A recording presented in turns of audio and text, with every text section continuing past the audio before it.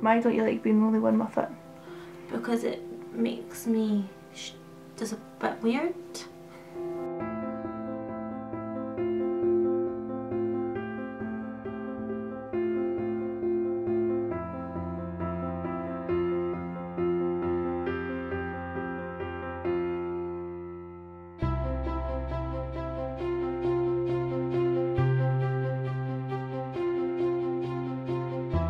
My name is Romy and I have two boys, Connor and Andrew. They're twins and they're both on the autistic spectrum.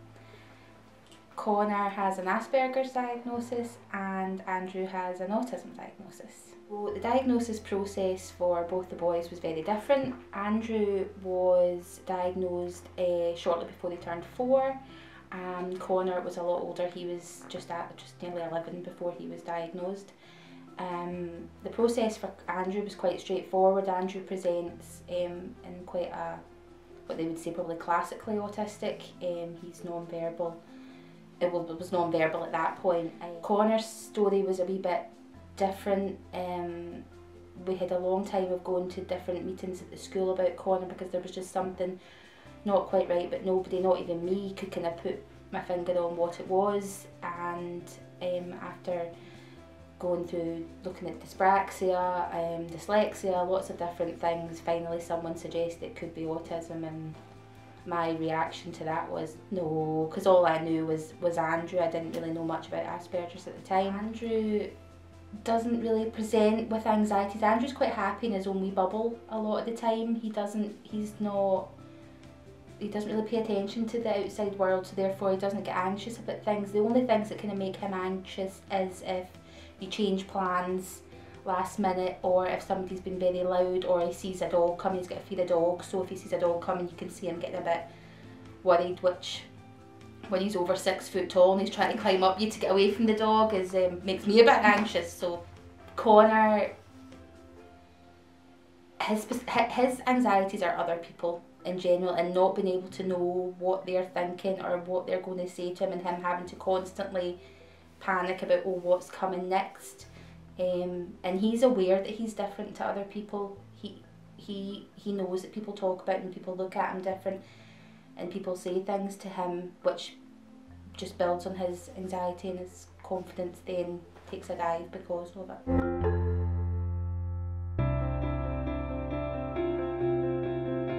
I'm Billy Dixon. I have twin boys who are on the spectrum. I also have support workers myself, but I've also recently diagnosed myself being on the spectrum. Andrew especially is sound and smell and different things. Like Connor is mainly people touching him without asking.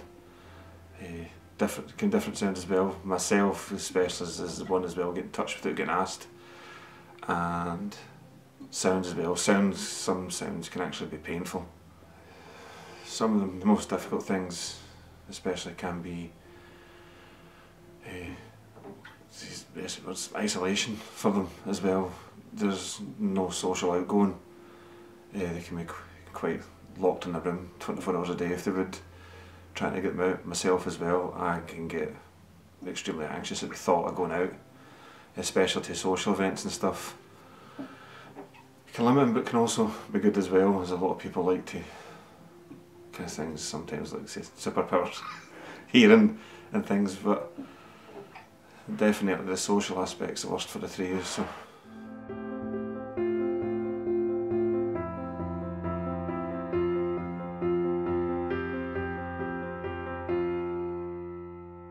Hi, my name's Gillian. I'm a student learning disability nurse and I'm a part-time support worker, and I have got 2 kids, Leo and Evie. Leo has been diagnosed with Asperger's and Evie is waiting assessment. The diagnosis process was pretty straightforward for ourselves. Leo was referred for an assessment when he was 2, and the consultant took one look at him and said, "Your son is not autistic, go home." So as the years went on, there was more and more trouble, and I eventually had enough. I went and self-referred through the GP, and from then to diagnosis, I was quite fortunate. It was about 7 weeks. Well in. So day-to-day life can be quite stressful, as long as you follow a quite strict routine with Leo. He's generally not too bad, but things, just if you change something or you get up at a different time during the day, or even personal care, so getting him in a shower. It's simple things like saying, "There's your towel, Leo."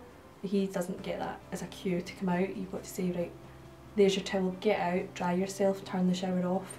You've got to do a step-by-step instruction for him. So it can be quite a long, drawn-out process, and if he feels at all rushed in any way, then he'll just go into like a kind of meltdown and doesn't like going out either.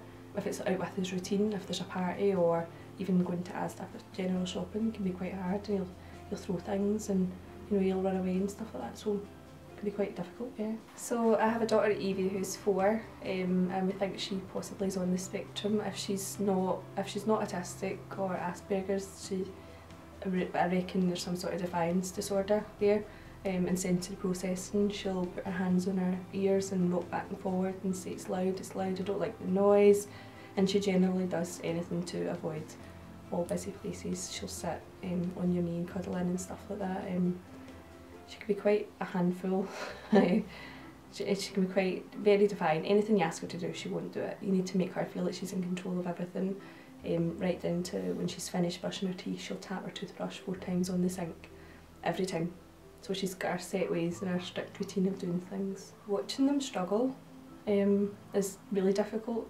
It's probably the most difficult thing, is watching how upset they can get. I know we'll get the brunt of it, and we'll be, the worst parents in the world, stuff thrown at us, and actually watching them in meltdown in a time you can't even help them because you just need to let them come out of it. That's probably the most difficult thing. Leo can get quite a low mood and stuff like that as well, so he'll not want to come out of his room, and at the same time we're allowed to have a bad day, so they can have a bad day.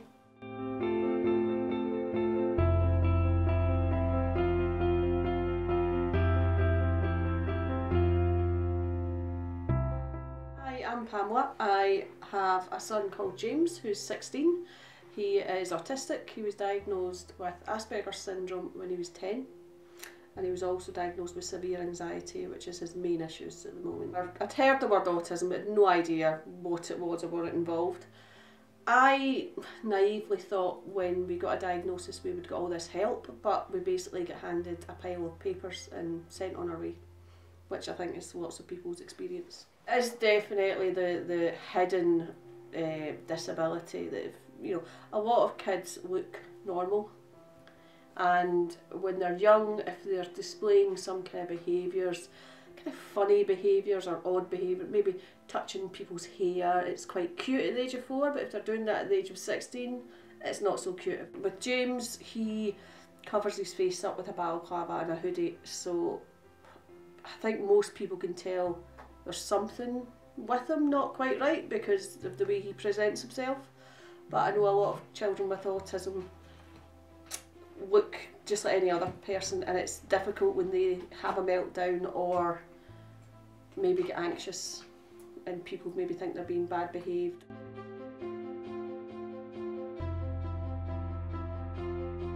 Hi, my name's Stephen and I work for Helensburgh and Lomond Young Carers, but I'm also a young carer as well for my brother David. David was born with a learning disability which affected his kind of social and academic abilities. He needs support with kind of personal care, reading, writing, all that kind of stuff. But he was diagnosed with autism when he was 19, which was quite late.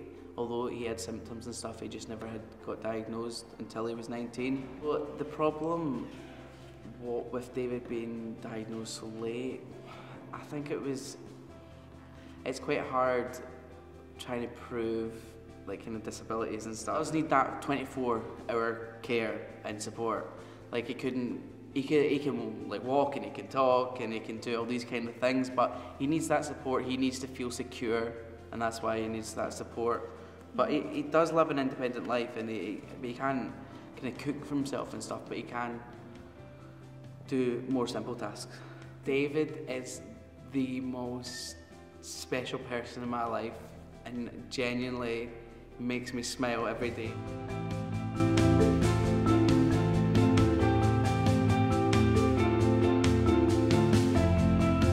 My name's Pamela Wood. I have a daughter, Elliot, who's 20, She's been diagnosed with autism and a learning disability. She was 13 when she got diagnosed with autism. It was quite a difficult process. She had, she went to the Hillsborough autism team to get diagnosed, but it's very difficult to diagnose girls. Girls tend to copy other children, so they'll sort of wait. If there's an instruction's given, they hang back and they look to see what somebody else is doing, and then they then follow on rather than from a direct instruction. And they're more social. I mean, everybody's different, but they tend to be more social and want friends. Day-to-day life struggles can different every day. I need to have some sort of routine. Don't tell Elliot that you're doing anything, because she'll just go on and on and on till it's done, and goodness help you if anything gets cancelled. Elliot struggled with bullying and isolation at primary school more. The problem is, especially with girls, I think, she was just so desperate to have a friend that they would say that they would play with her, but she was the naughty girl sitting on the step, or the naughty girl in the corner. But to her, she didn't. Unless somebody's actually physically hitting Elliot, or she doesn't really see that as bullying. The most difficult thing to me is worrying what's going to happen to them when you're no longer here. I don't think there's a day goes past that doesn't cross my mind, what's going to happen to Elliot when I'm not here to look after her. Lots of parents, Elliot still plays with her dolls and talks to her dolls, and if you see a big girl walking down a street with a doll, it's 9 times out of 10 it's because they've got autism. So we really shouldn't be looking at them, we shouldn't be laughing at them, we shouldn't be whispering behind their backs. We should just take it, that young adult has autism.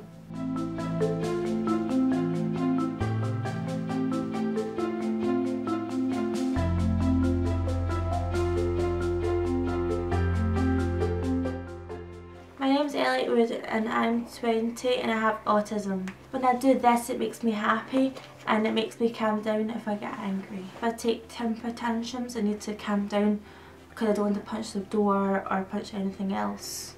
So what makes you feel that you're different from everyone else? I can't go to pubs and I can't drink.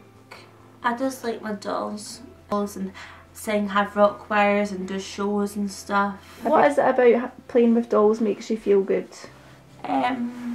Because it makes me happy and I'm not lonely, and it helps me fall asleep sometimes. I think they're real to me. I just don't have autism because all of my family don't have it, but except for me. It makes me just a bit weird.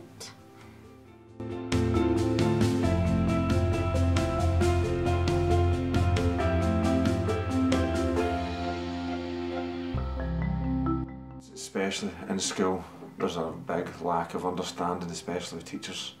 It'd be good in social education if they could get through the fact with different people with disabilities, not just autism itself, but could be taught better. People don't really actually think about adults with autism. I think most people think about children with autism, and then when they become an adult it just disappears somehow. Children, I think they either see them as children that maybe can't speak and scream all the time, but they don't see them as being intelligent. There's definitely a lack of understanding and awareness of it. I feel like if you don't live with it or work with it, I think you just have no idea. And I think if it's less obvious that your child maybe has autism, like if they've not got a learning disability and they're not maybe pacing the floor 24/7, I think people are, they think they're just spoiled, or if you're in a shop and Leo maybe shout out and throw something or shove his sister, that people just think, oh, he's a brat, but actually he's trying his best to hold it together then. So you get a lot of looks and you get a lot of kind of judgment, I think. if you don't know someone on the spectrum or you've never met anyone, then there's going to be that lack of understanding. But I do think it is getting better. Lack of awareness in the schools. Elliot was lucky because eventually she got into a school, Parkland School, which was a special education school, and that was fantastic. But for 3 years Elliot didn't go to school.